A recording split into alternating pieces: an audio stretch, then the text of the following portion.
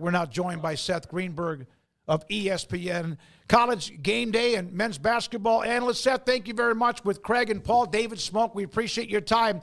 When the season starts every year, how many teams, in your opinion, legitimately, even though it's a wide-open bracket, actually have a team or a program to win a national championship? Well, it's two different things because there are a lot of programs that could win a championship in any given year, but in a given year in terms of teams, probably 10. I start the season off with 10. It's a little lower right now, to be honest with you, but on the other hand, the season has been so bizarre with injuries and with team, look, I mean, Duke and Auburn has kind of separated themselves, but, Auburn, they've had suspensions. Janai Broom got hurt. I mean, you look at Duke, and all of a sudden Malik Brown is hurt. They're one injury away from Cooper Flagg of, just being another team. So I would say around 10. Obviously, the SEC has been so dominant. There's a lot of teams in the Big 12 that could. I call them ifs. Mm-hmm. The bracket's got to break the right way. But there are good teams there. And then the Big Ten is, kind of been sneaky this year. We haven't talked about the Big Ten much. And yet there are good teams. I'm not sure there's great teams, but like Michigan State's deep and talented, and Braden Smith and Trey Kaufman-Renn, what's happening at Michigan right now with what Dusty May's doing with those 2 7-footers and how they play together. And, so the Big Ten's a little bit better, I think, than we give them credit for because they haven't had the success in postseason play. In the Big 12, Baylor lost last night to Arizona. I'll tell you this. If you had told people at the beginning of the season that Josh Ojewuna was going to be a key injury for Baylor, most of the fans would not have believed you, but they don't have depth when it comes to their bigs, and they certainly haven't figured out how to play mostly guards yet. What do you see as the future for them, even though they have some really talented guards, but not really being able to bang and play with physical teams? Yeah, that's the hardest thing, because Norchad, like the first half, he didn't go close enough to anyone to foul him. I mean, they went with the 1-1-3, and usually when the pass goes to the baseline, he would X out, and the wing would then slide back into, play the post or the weak side. You ran a long X. And, he never moved. I mean, those were the easiest baskets that Arizona got probably all season. There's about 4 of them. I do think Scott will figure it out. I feel for Scott because, with one more big, with Ojewuna, I mean, they're a different team and they can play differently. I do think the 4-guard lineup, if they make the NCAA tournament, is hard to play against if they can stay out of foul trouble, because I think they got enough floor gamers and shot makers. I mean, Rob Wright, who would have ever thought he'd go through a game like he went last night with? Jeremy Roach not playing probably as well as they'd like him to play. VJ playing the way maybe you expected him early on. They're a big if right now. But you know what? I talked to Dan Hurley the other day. His team's a big if. And then you talk to Bill Self, and his team's a big if. I don't know if it's the distractions these kids have. I don't know if it's 1 foot out, 1 foot in the door, 1 foot out the door because they're looking, well, the season's not going right. Maybe I'm going to leave next year.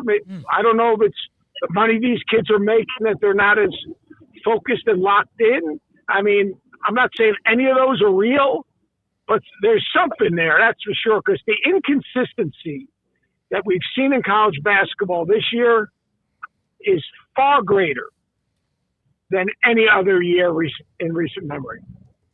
Interesting. Seth, on the flip side of that game last night, Arizona, we knew when a realignment occurred, one of the highlights of bringing in the Pac-12 schools was Arizona in basketball. Here they are, only behind Houston. What do you make of the Wildcats at this stretch, sitting at second in the Big 12? They got a good roster, and they do have depth. I think that Tommy's done a really good job. They were 4-5, and everyone was saying, oh, here we go. What's going on here? And he's made some great moves. Vassar is a starter with Awaka. Then he brings in, Carter Bryant, giving him a little more minutes, developing him. Not playing all 3 of those ball handling guards together. He was playing KJ and Bradley and Love together. Now he's kind of rotated them through, so there's 2 or 3 of them on the floor. Brought in Del Orso, which has been a good move because when you had all 3 of those guys in the game at the same time, they all needed the ball, and they were all trying to make a play. And you can't have everyone that's alike. You got to have one ball mover. And I used the stat yesterday in our halftime. In their wins, 61% assist rate. In their losses, 50. In their losses early in the season, 43 or 44. So Tommy's done a good job of figuring it out. I mean, he's a really good coach. He's a good guy. He's good for the league. I mean, you guys are going to have some great competition with him. Very creative coach, gets his guys to buy in, passionate. That's going to be that's a great addition to, obviously, the Big 12. We had an SEC analyst talk show host on yesterday, and most of it was about college football with the future moving forward after the playoff expands. But he was talking, he said, if it used to be you were a basketball school like Kentucky or maybe even Vanderbilt or Arkansas in the SEC, and now, Seth, they have 12 to 14 teams that could get in the tournament. They're that deep. What flipped the switch? Was it head coaching hires? What flipped the switch? What's up? We outside. Having fun doing what I want, cause you know the sun beating down kinda like a drum. Look how I do it. Look how I do it. Another beautiful day out there, folks, so get out there, but don't forget your sunscreen, UV. I just wanna have a good time. It's all on me. Pleasure's mine. The weatherman said it's the right time, so we gon' get it jumping till the night time. We gon' get it. We gon' get it. We gon' get it. We gon' get it. We outside. Yeah, I might just take a dive with it, feel alive with it, ride with it, cause I'm fly with it. Loud with the trouble, loud with the bass. No clouds in the way, smile on my face. Look how I do it. Look at me, look at me, look at me splash. Look at me, look at me, look at me splash. Look at me, look at me, look at me splash. Look at me, look at me splash. Yeah, there's a lot of things. I think they, your investment equals your expectation. They invested in facilities. They invested in infrastructure. They invested in coaches. Now they're investing in NIL and portal money. They were ahead of the curve in a lot of ways in those areas. And they brought in sharks. They brought in really good coaches. They brought in some young coaches that have turned into sharks, but then they brought in, guys like Bruce Pearl, who's a terrific coach. John Calipari, and you go right down the list. Mark Byington's a young guy who can really, really coach. Dennis Gates, a young guy who can really, really coach. They've made really good coaching hires, and they've given them the resources. And that's the thing I always talk about the ACC like this. You can change all the coaches you want. And there's a changing of guard going on in the ACC. But if you don't give those young coaches resources, you know what? You're just going to be changing coaches every 3-4 years. So a university's got to make a decision. There's a cost of doing business. That's just the way it is. It's not changing. It's not going back. I think it's a little bit out of hand. We've got to find some guardrails. But you've got a choice. And if you want to win, then there's an investment involved. The ACC has had, by their standards, of a very proud basketball conference, one you coached in, kind of a down year, past the top about 5 teams, especially considering North Carolina really has just been kind of a mess this year. Seth, outside of Duke, do they have anybody that can do what Clemson? Like, can Clemson do it again, make the kind of run that they did late in the season? I think Clemson can. They're old. They've got really good backcourt. They just made a change in the backcourt, adding Dylan Hunter, Chase Hunter's brother, to the lineup and bringing Chauncey Wiggins off the bench, which has actually worked both. Getting another scorer on the floor at the start of the game, another ball handler. It's been good for them. I think Clemson's really good. They did a good job in the portal and got guys that can impact winning. After that, I think Louisville's a hard out. I don't know how far they can go, but they can really shoot it. And Pat Kelsey's done a good job. After that, I got 3. Wake Forest, SMU could slide in there. Pitt hit a terrible bump in the road. I mean, terrible. Where they lost, I think, 5 in a row, where they were in pretty good shape with a win over Ohio State and a win over West Virginia. And they stopped guarding. They just stopped guarding. So, I think the league in a lot of ways, if they get 4 in, I'd say 5 might be a stretch, and that's just unacceptable for the ACC. But they haven't helped. They haven't helped with the resources, and North Carolina's got to get better.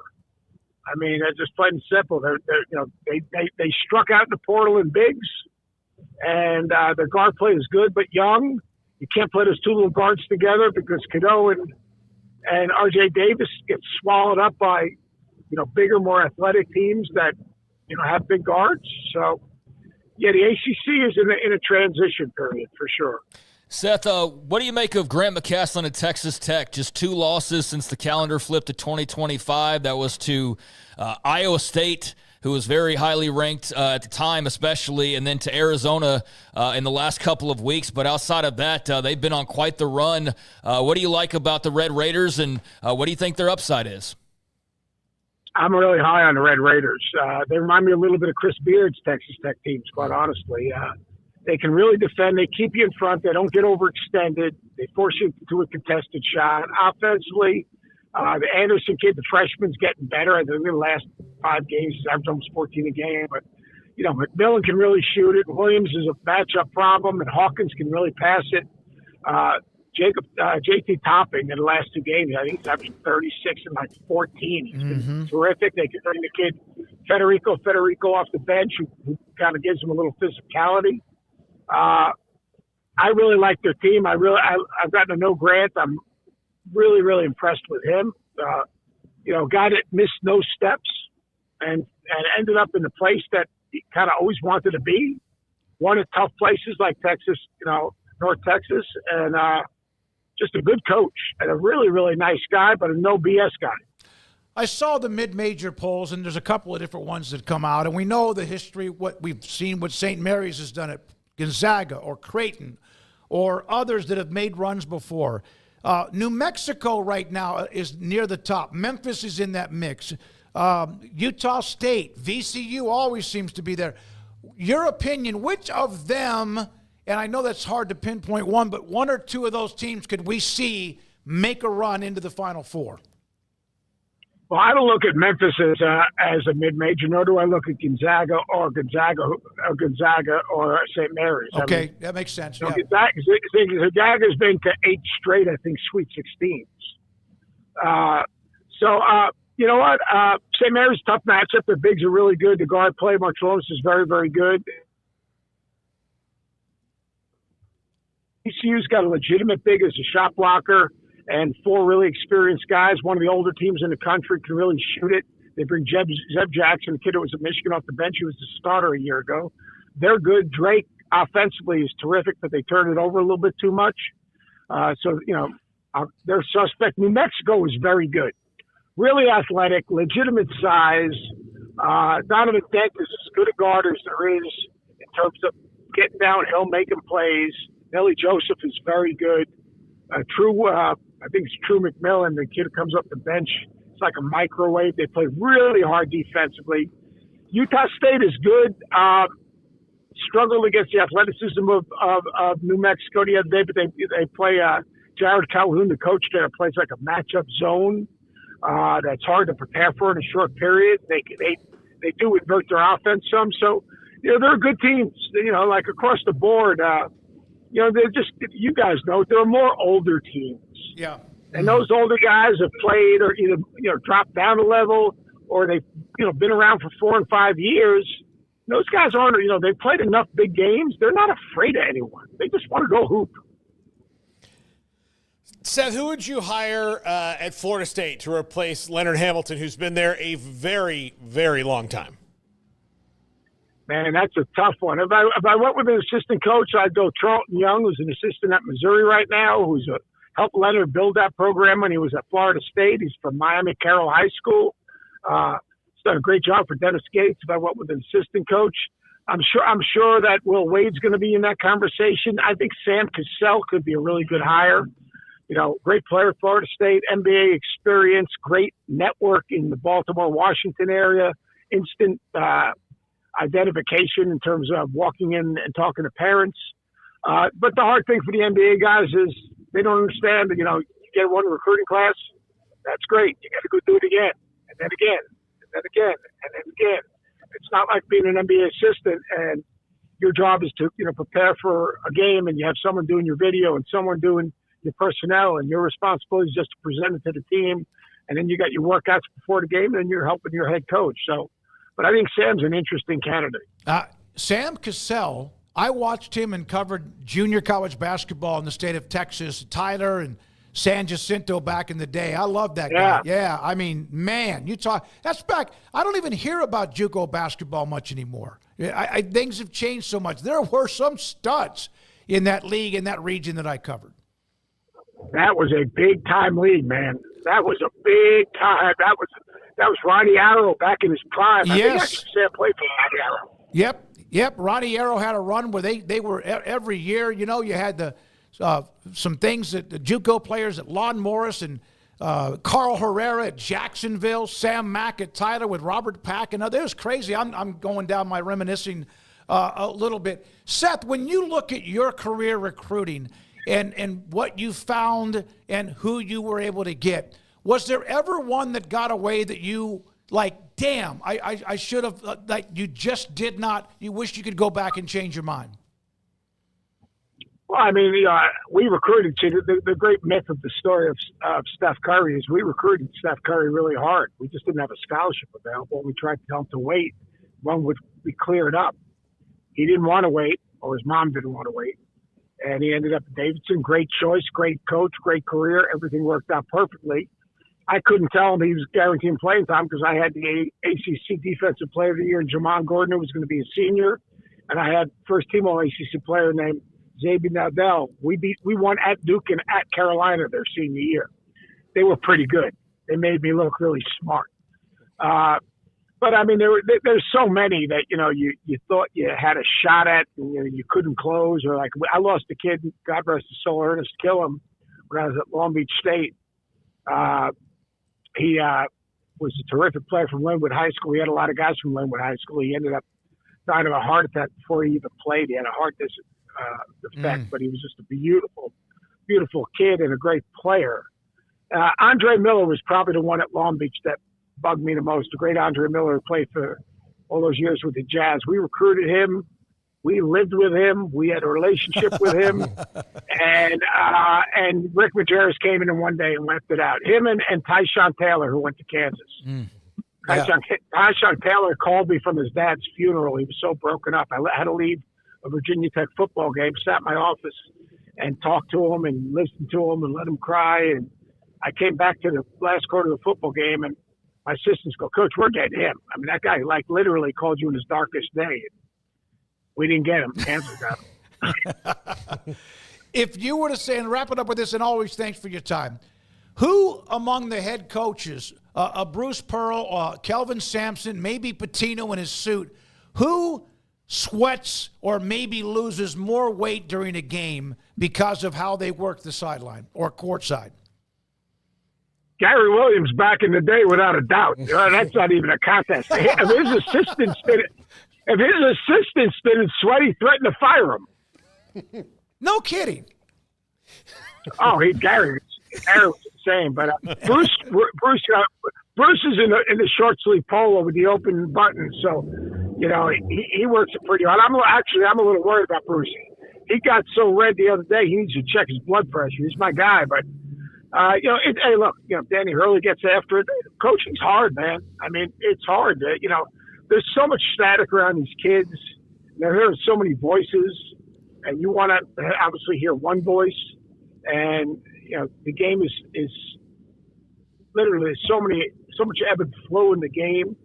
And then you've got the agents involved, and and the workout guy, like the agent. The agent might say, "You know what? You're in good shape now. It looks like you can go towards the middle to the end of the first round. If you want to, you can shut it down." Mm-hmm. What? Yeah. But that's real. I'm getting that from coaches saying, these kids don't, you know what? In the least bit of adversity, they're better off shutting it down, collecting their check. And you know what? They're not getting beat up on social media, and they're not getting exposed maybe potentially by playing bad.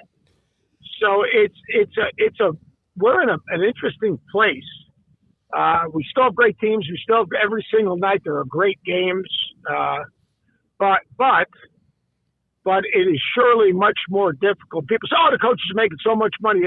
The coaches do so much more than coaching. You know, they're mentoring, they're raising money, they're building bridges for people to cross, they're making sure kids are responsible academically, they're making sure they're going to be good husbands and good fathers, and you know, they've got to appease about 8,000 different people per player, and there's a lot on their plate. And then, like, you know, I'll use Scott as an example.